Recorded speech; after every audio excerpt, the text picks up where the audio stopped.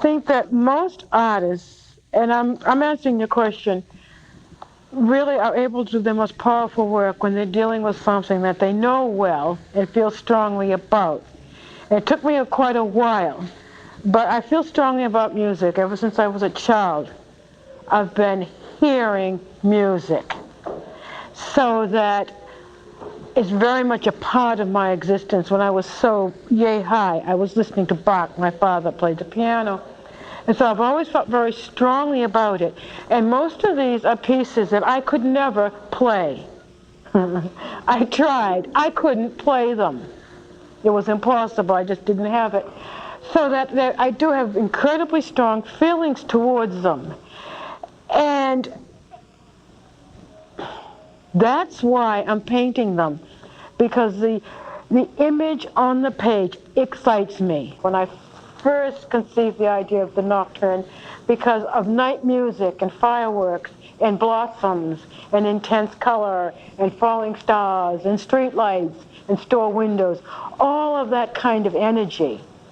But that was really after I saw my first image. It helped me make decisions while I was painting. It helped me make a decision to use a full palette rather than limiting the palette as I have done in Beethoven and Scarlatti. Thought process.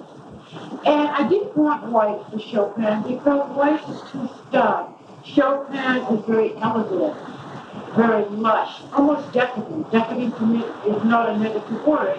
So I found silver.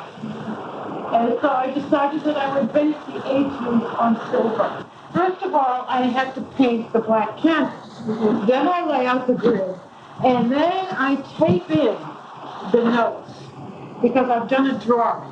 Mm-hmm. I've done a series of drawings, found a drawing that is work, and taped in the notes. And in an area like this, I've cut the tape away, because I know there'll be a note there. In an area like this, I've cut the tape away, because that's all I have to put in 1, 2, 3 more colors. And this piece for right here, in this area will be a blue. Green, blue, violet, following the color wheel. In this, I will put gold, because there'll be an exciting tension between the two metallic colors. And that's only because, for a very practical reason, I have no other color I can put there. I can't use yellow in these pieces because yellow looks very sickly and has no authority against the gold and the black. I'm putting a blue here because following the prism, green, blue, violet, and an orange here because that comes after red. And I like, whenever possible, to follow through on the color wheel. Mm-hmm. I did not want to, this is where yellow would be, and I wanted this area to lift. So I felt that if I put in this silver, that would make it move forward in the canvas. Mm-hmm. And I wanted a contrast between the silver and the gold to create just a very subtle tension. I like, whenever possible, to use as much movement in the pieces as possible. That's why I layer in different values of metallic color. And so after I put in my background and put down maybe even the first color, or the background will tell me how strong it should be. And sometimes I'll paint the whole painting and have to go back in and music is usually played, okay, you know, with the piano, it was played with two hands. Right. The right hand is usually the treble, and the left hand is the bass. And even within a given clef, there are notes above the clef and notes below the clef in both hands.